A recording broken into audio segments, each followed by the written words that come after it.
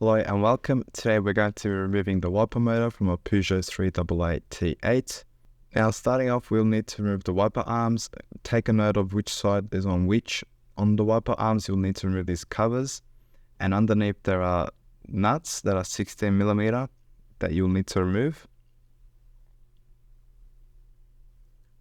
Removing the Peugeot 388 wiper motors is quite easy, and I think it's an easy DIY home task.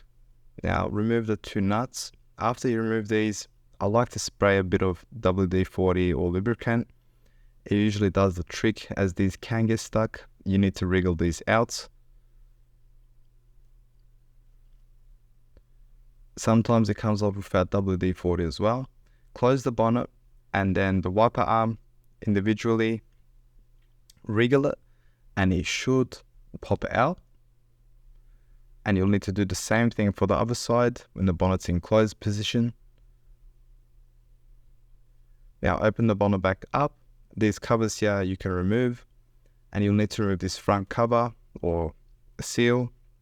There's a torque screw towards the middle, and then you can pop the bonnet cowl trim.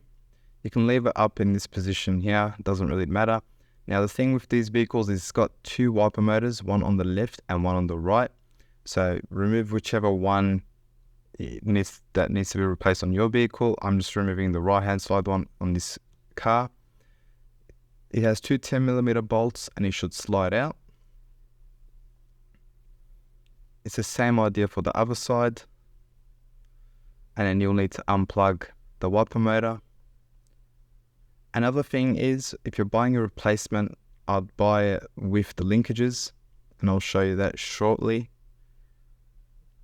See, the linkages are these metal rods. This is the wiper motor itself.